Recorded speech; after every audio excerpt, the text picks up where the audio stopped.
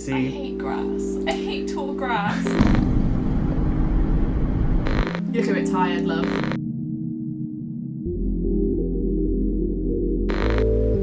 What?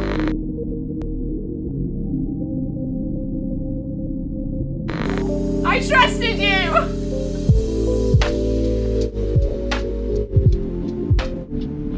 Hello my angels, welcome back to another video. My name is Ro and today we are doing my November TBR for TBRPG. Now this month we are doing something a little bit different since this episode's coming out the day before Halloween.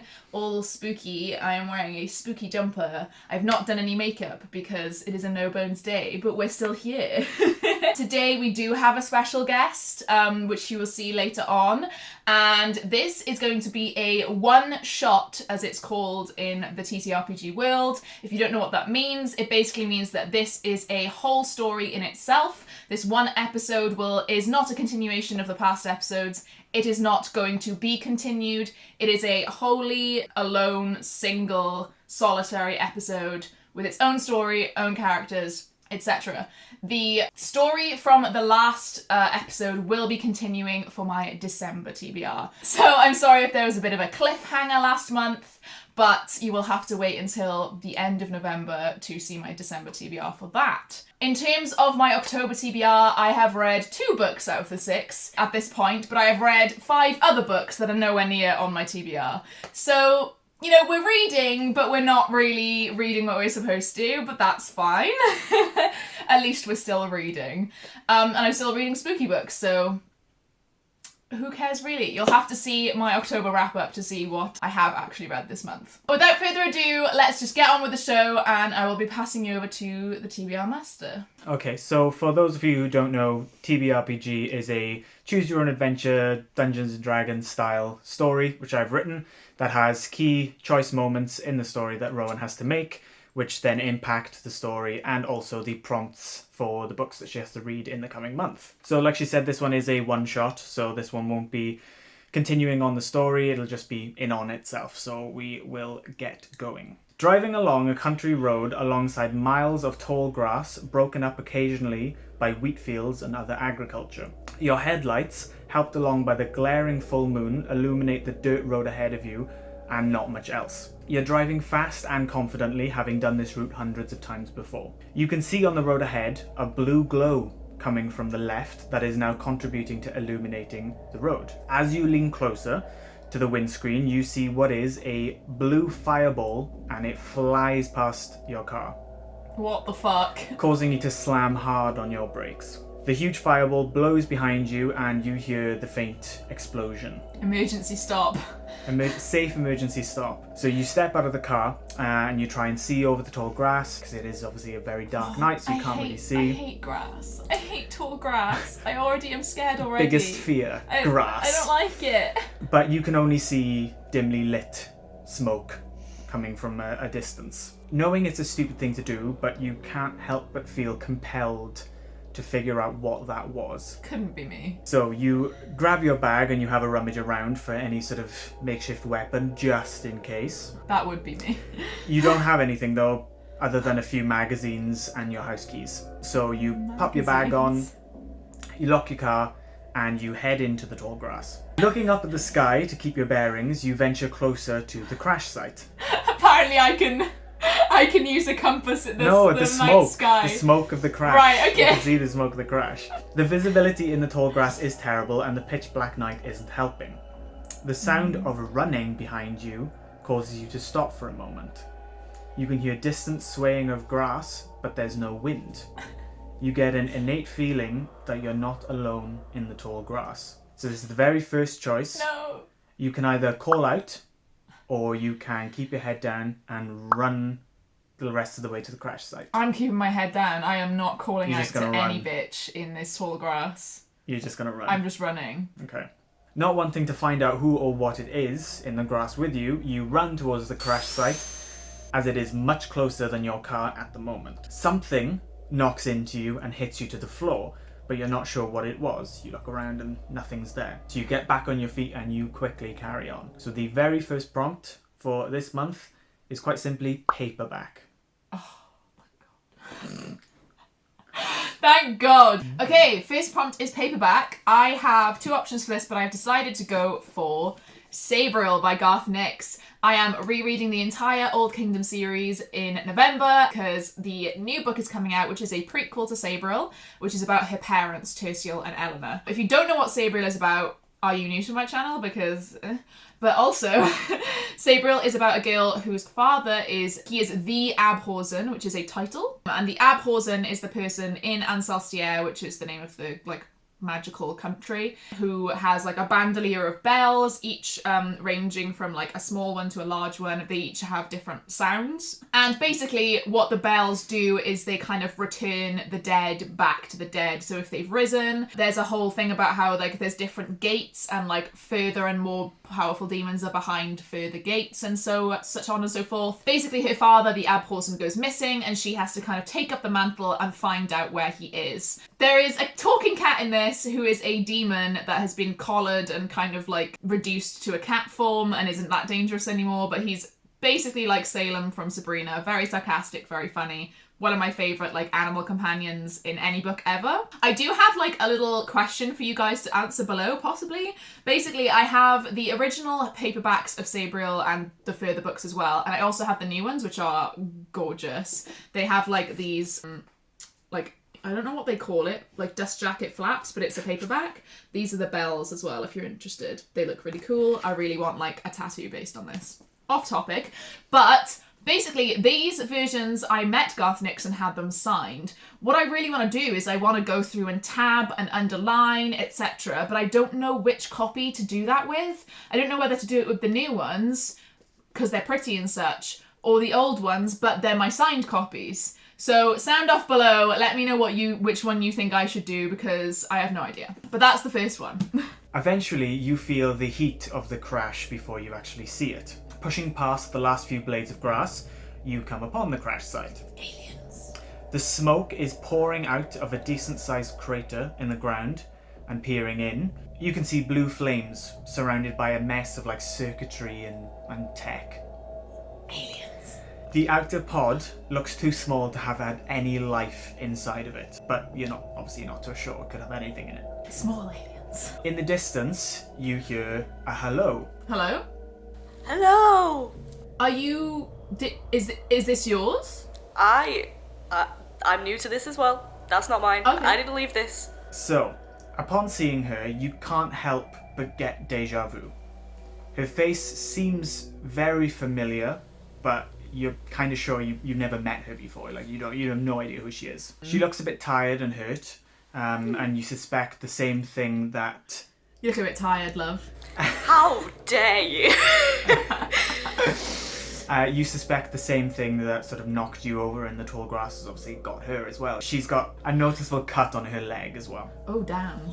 So, Spoops is a nearby farm owner who saw the crash and came and investigated as you did. She said she knows the owner of this land and should probably head to their farmhouse to make sure that they're okay and they know obviously what's happened. So, both of you stealthily make your way through the tall grass towards this farmhouse. The distant crackling of fire, the only thing that's now filling the silence. So we're just leaving the crash site behind. So you're just leaving I'm gonna put the crash fire out. Investigating. Okay, so emerging from the grass, you see a fairly rundown farmhouse. All the windows and doors are still intact, but the gathering of leaves and other debris around the porch gives it an abandoned feeling. Is this guy home? Like, is this... The farmhouse looks lifeless, but it's very late at night, so you're not surprised. Oh, maybe he's asleep, yeah. Probably sleeping. So it's a 2-story house with an extension at the side, Oh, fancy. and there's a sign next to the door that reads, "The Grants." You knock loudly and wait a while, but nothing happens. So Spoops mentions that the man who lives here is always in, and if he isn't answering, then something may have happened. If he isn't answering, then He fuck knows. might be a little bit dead. I don't know if he's not Maybe he's a answering. bit deaf. So you take a quick walk around the farmhouse to survey and just have a little look, and you also notice that the back door handle looks broken. Oh no. So this is the second choice. You can either try and get in through the front door or try and get in through the back door. This is the Patreon pick, so the Archangel and deities have voted in a poll of which one you will be doing, but out of curiosity, which one will you have chosen anyway? I think I would have chosen the back because if the handle's broken, doesn't that seem like it would be easier to get in? Like, Well, you can confer as well, Spoops. You're here Spoops, as well. Spoops, what do you think? Should we try and get in through the front door, which is locked, or the back door, which is open? How do you know the front door's locked? Emma? Oh, to be fair, we don't. And the back way might be dangerous. If there's something that's broken in, yeah. But it is also easier because it's already open. I helped. Very little. Yeah, I think. Yeah, I would have gone for the back still. I think. For this one, the Patreon. So what were you choosing? Back door. Back door, yeah. So for this one, the Patreons have chosen front door. Ooh. So You little shit. tough luck. Tough luck. Both of you walk up to the front porch and try the door, and it's open. Oh. So you walk inside. Now the prompt for this one is a bit of a different one. I need you to roll a d20, and the number corresponds to a letter of the alphabet, which the book has to start with. Oh God. Okay, I'm gonna roll the d20. 14. N. N for November. So I got the number 14, which corresponds to the letter N. For this, I am picking something that I was not planning on reading, but I am excited to read. And that is Notes from the Burning Age by Claire North. I have not read anything by Claire North before, but I have heard that she has quite a good few books out. Basically, this is a dystopian kind of dystopian. I think that's the vibe I get from it anyway. So Venn was once a holy man, a keeper of ancient archives. It was his duty to interpret archaic texts, kind of from the Burning Age. So the Burning Age, I think, refers to our age, because it says a time of excess and climate disaster. So in Venn's world, such material from the Burning Age must be closely guarded so that nothing is replicated from this time. But then the revolutionary group, the Brotherhood, approaches Venn, pressuring him to translate some stolen writings, and this kind of turns his whole world upside down, and something about him saving the new world. So seemed like a pretty cool dystopian idea to me. I've said in the past few kind of videos I'm trying to branch out with my genres and mixing genres and just in general trying to read other things. So this kind of seems like the perfect start to that. I quite like the cover as well. I think it's quite cute. And yeah, I'm excited to read it. Okay, so both of you step inside a jet black room, small ray of moonlight lighting in what can reach through the windows. Spoops flicks on a light switch, but they don't turn on. Both of you carefully wander inside, and you pick up a strange scent from somewhere in the house. From your eyes, now adjusting from the dark, you can see dust coats everything. A few wires also run around the ground, twisting in and out of corridors and rooms. A quiet hum slowly makes itself heard as you walk deeper into the house. You sure this guy's around? This place seems really dusty. It just doesn't like cleaning, I promise. Oh, okay. Even though your eyes are adjusting, it's still ridiculously dark, and you need some sort of light or power if you're going to navigate the house. So Spoop says that farmhouses normally have their fuse boxes inside the house, so you should probably look for that first to turn the power on to get the lights working. You're so knowledgeable. I just love farms. So from what you can make out, the room you're in has two doorways, one on the left and one on the right. So where would you like to go? Oh. The doorway on the left or the doorway on the right? Is there anything distinctive about either of these doors? Pitch black. You can't make anything out. What do you think, Spoops? This is a 50-50 decision based on nothing in particular. Yeah. Do you have a favourite side? I feel like we should go to the left door, because then I'd open it with my left hand and I can hit something if something comes out. There we are. There's our decision. So you go to the left We door. go to the left door, yeah. Based on that, so you can Yeah. just bonk somebody in the face Yeah. and come through. Okay, right, left room. You stumble your way over to the left door, holding onto the wall as you do so. It's kind of like a guide. You turn to ask Spoops if she can make anything out, and as you turn, she's nowhere to be seen. Spoops? Spoops? So the prompt for this one is a book by an American author. Oh. Okay, so American author, I am going to pick for this Ship of Magic by Robin Hobb. Yes, I am continuing my Realm of the Elderlings journey by continuing with the Live Ship Traders trilogy, starting the first one in November by Robin Hobb. She is American, I just looked it up. So yeah, Ship of Magic, I'm excited. It's been, well, the second book in the trilogy has been a favourite of a lot of people, so I'm really excited to start with new characters and especially the premise, because I know that these ships, they're like owned by families and stuff, and if enough like blood is shed on them, the ships become sentient, which I think is just like the craziest idea ever, and I think it's going to be great. So I'm very, very excited to start this. Quickly glancing back through the doorway, you can see again she's absolutely nowhere to be seen. So you call out quietly for her, but only silence answers. Returning back into the room, you can see the dying flames and moonlight illuminate this room much better than the one that you were in. An old rocking chair in the corner next to a small wooden table are surrounded by walls of shelving furniture. Bookcases, display cases, and a chest of drawers, all empty as you creep through the room. This room again though has a sheet of dust over everything, apart from a few sort of fresher markings, but they still have dust on them, but it's newer dust. It's that new dust. That new dust feeling. Right, so for this situation, because you're separated, I'm going to need to speak to Spoops specifically now. So if you take that out and... I will cover my ears also. Cover your ears and close your eyes as well so you can't see what I'm okay. saying. Okay. You slip out from under her nose and over to the small room under the stairs to rip out the fuses from the fuse box. Seeing the house as it's lit from every possible angle with your particular eyes, you navigate like a ninja, making no noise at all.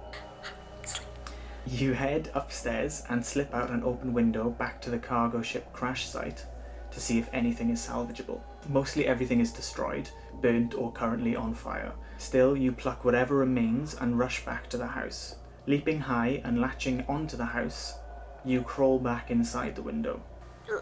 You're still injured though, and you need to keep Rowan on your side if you want to finish your plan. So you need to decide on how to bring her upstairs. So this is a choice for you to make. Okay. You can either scream and act unconscious, or you can run downstairs and claim you got attacked. Oh, I think it'd be more convincing if I scream and act unconscious, because then it could be that I got dragged up there. I didn't go up there by myself. So I'm gonna scream and play dead like a possum. Okay, so you sneak over to Old Man Grant's bedroom where the body is decaying. You scream and you make sure to lay down with an audible thump. Ah! You'll need to obviously lie to say that you got grabbed by something. All good? All good. Okay. I didn't hear a thing. So you hear a loud scream followed by a thump from what sounds like upstairs. Fuck! So you carefully make your way out and find the stairs following the scream. You burst through a door and find Spoops unconscious on the ground when the putrid smell of rot worms its way into your nose. So while Spoops was by herself, she made a choice for you, and the prompt that she got from that is that Spoops picks the book for you. Oh, So- okay. She can now freely pick a book for you to read for your November TBR. Oh my god, what do you own? Oh my gosh. How am I gonna know what to pick? I gifted Good. you Christmas Carol Frankenstein. I'm reading that at Christmas. Oh, I hear the sunspot. I hear the sunspot. I hear the sunspot. There we go. Okay. So Spoops has picked for me I Hear the Sunspot, which is one of her probably favourite mangas, is it? It is my favourite manga, yeah. It is your favourite manga, full stop. Okay, that's big talk. It's about a... why don't you tell us what it's about, Spoops?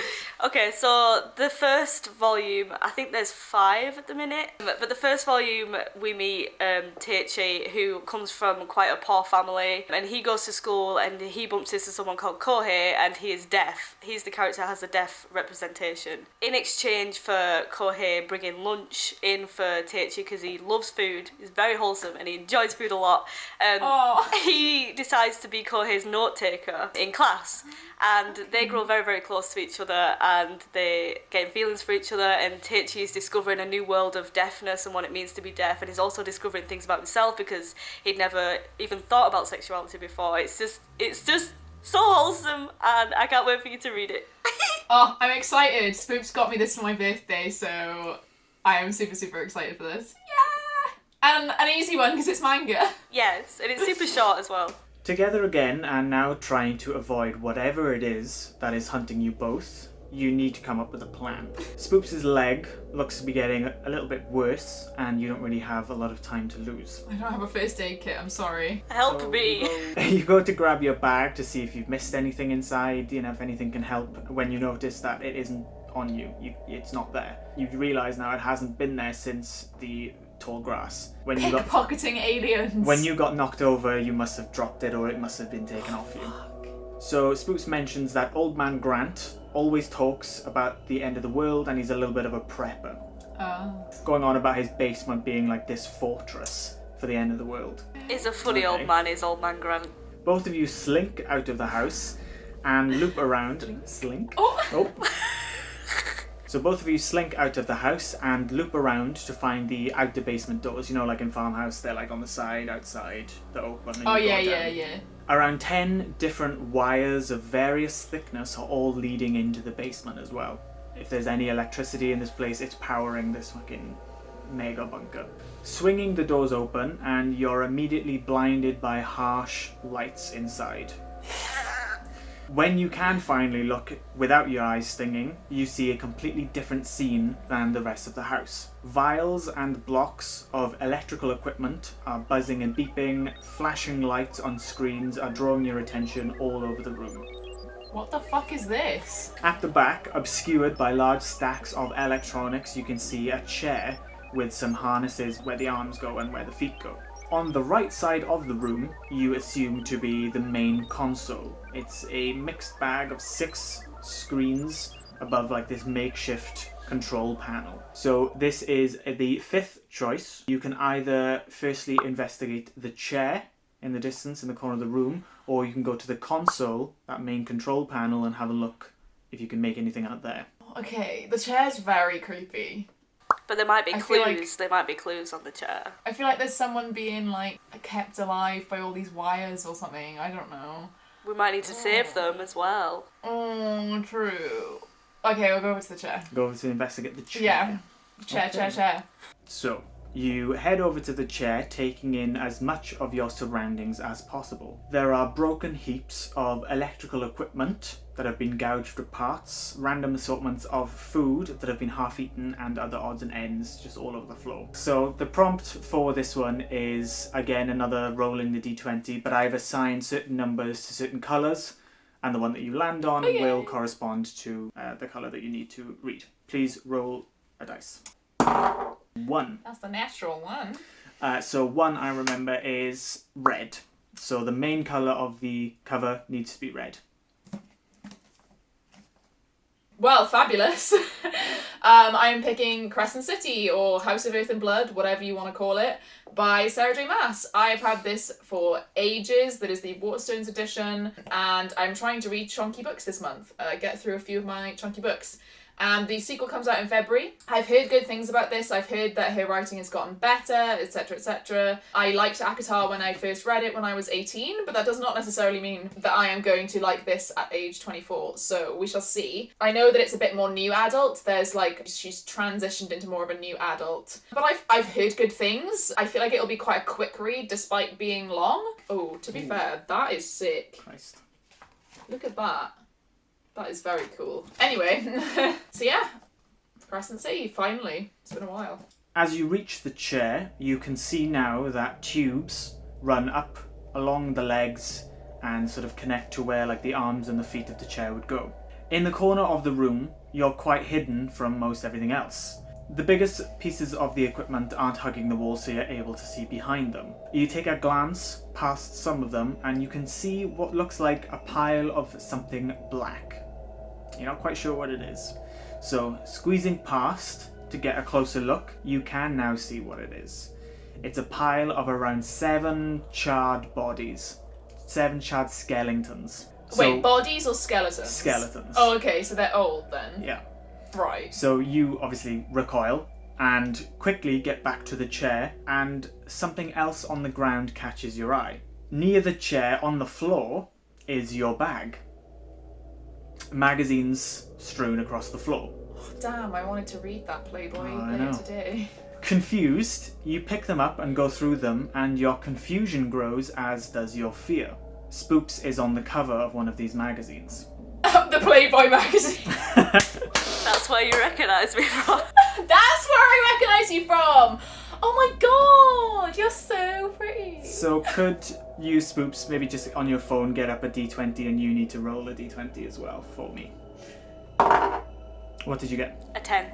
Before you're able to react, you feel yourself get lifted by the waist and thrown into the chair hard. Spots impede your vision from hitting your head, and your hands and feet are harnessed into the chair. When you finally come to, you see yourself strapping you in. What? This mirror image of yourself steps back and smiles at you. Her skin begins to vibrate violently and starts shedding. The likeness fades and glitch away until you see what truly stands before you. A creature that looks like it's made entirely out of tendons and muscle. You see veins throbbing, muscles twitching at the slightest movement, and the slight sheen of wet inside the light. Gross. The anatomy isn't human or anything you've ever seen, and what sounds like 3 to 4 different voices say at the same time, "That ship was meant to bring me supplies to leave this planet, but I suppose I'm going to have to wait for another. I shall harvest your life to elongate my own." And you see it slightly hold its leg where it still looks injured. Oh my god, it was Spoops. So this creature is a mimic that can mimic the form of people. She turns towards the console. You assume to fire up whatever contraption you're strapped to, and you can feel one of the wrist straps is a bit loose. Quietly, you remove your left hand from its harness and release all of your other limbs. You eye it up, and you could probably sneak past and out the basement back to your car. The creature, the mimic, isn't looking at you though, so there are also a few sort of weapon-looking things in the basement that you could use. Okay. So you can either try and just escape and run, or you can attack. Oh god. I'm gonna attack. Fuck you, Okay, you're going to attack. you piece of shit! Hey! I trusted you! So this is what I wanted you both to roll for first. This is obviously the outcome of what you do. So as per usual with the final choice, I'm going to give you the prompt first. And again, very easily, the prompt for this one is just a free pick. So anything you want to choose, you can choose. Okay.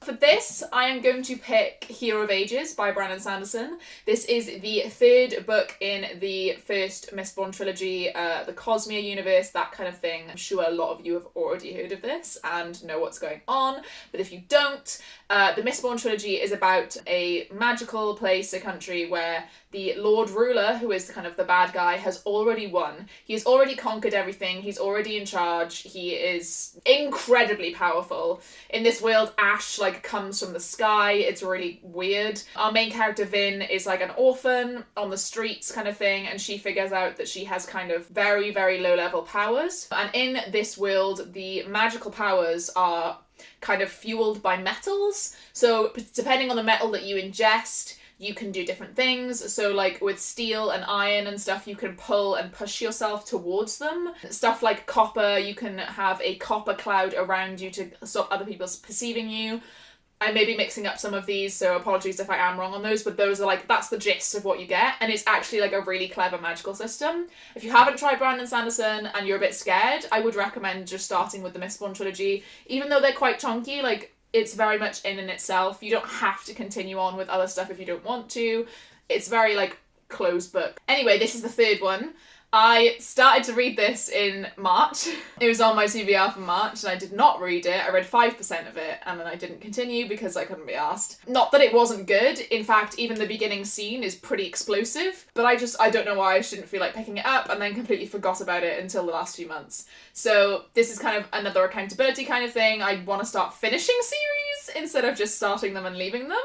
So this is the 3rd one. It's a chunky book again for November, and that is it for Hero of Ages, and that's my final book on my chosen TBR. Carefully and slowly, walking through the basement, you can see to your side a large metal pipe that's been snapped in half with its jagged edge poking out. Quietly lifting it up, you charge with it like a joust. Ha! You slam into the mimic's lower half and pierce it through the console. And the creature lets out a horrifying scream. It's flailing and thrashing, so you take the opportunity to run. See ya. Pacing through the tall grass for what feels like hours, you eventually see blue and red flashing lights overhead. In the distance, you hear gunshots fire and screams come from ahead. What the fuck is going on? But you carry on anyway. I'm getting the fuck out of here.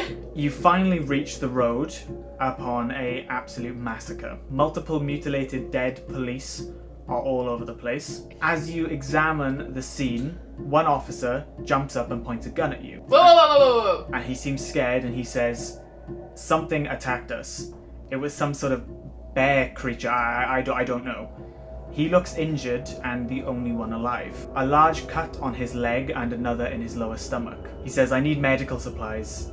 You need to take me to that house to look for some now," I don't trust this guy. while pointing the gun at you. I don't trust him. He stares at you and smiles. The end. Ah! Fuck. I'm fucked. I'm dead. Goodbye. R.I.P. to the girl I used to be. That's crazy. I do want to just quickly mention that I am planning on reading, holding up a jigsaw because I don't have the physical copies, but this is to represent Lord of the Rings. I am starting Lord of the Rings because the Andy Serkis audiobooks are on Scribd. If you don't know what Scribd is, you can check it out. I have a link in the description. You can get 2 free months, and it also gives me another month free, which just helps me out. Nothing else to it really. But you can read as much as you want, but be warned, sometimes they restrict stuff. I really want to read Fellowship of the Ring because I really loved Andy Serkis doing The Hobbit, so I'm planning on reading Fellowship of the Ring. I am also planning on reading Priory of the Orange Tree. These tabs are from when I thought I was going to read it last November. And I was like, oh, I can read it in a week if I split it into 7 bits. And then I didn't even start it. So this is the lovely floppy American paperback because I refuse to hold a gigantic hardback. It will kill me. I do have a signed hardback because I saw Samantha Shannon at Yelk 2 years ago, maybe 3 years ago. So yeah, I am planning on reading Priory. I just really like the fact that it's floppy and I feel like it will help me to read it more or read it more easily. So yeah, those are my other 2 planned kind of reads. And obviously the rest of the Old Kingdom series, which is next to me, but I won't hold all of those up. Remember to sound off below on whether you think I should tab the old signed one or the new kind of pristine one. Other than that, thank you so much for joining me, Spooks. It's my pleasure. You did so well. It's just it's so much fun to have people on. Who better to be a guest on the Spook Spectacular episode? Who better to have than Spoopy Hall herself? I hope I was a convincing alien. You were so good. Anyway, thank you guys so much for joining me. If you enjoyed, please do give this video a like. Make sure you give me a little alien emoji below if you were here and you didn't really have anything to say, but you wanted to let me know you were here. Make sure you subscribe for more content from me in the future. All of my links are in the description below, including my Patreon. If you don't know what goes on my Patreon, then this is what you're missing out on. Right, should we do a little quick, some of the things? Steve Mercher. Mercher. There Mercher. you go. Mercher. Mercher. Mercher. Mercher. Mercher. You need a drink of water afterwards. Speaking of my Patreon, I want to give a huge shout out to everyone at my deity tier. So that is Becca, Meg, Amy, Lisa, Lydia, Mercy, Sarah, and Celeste. Thank you guys so much for all of your support. I will see you in another video. Bye!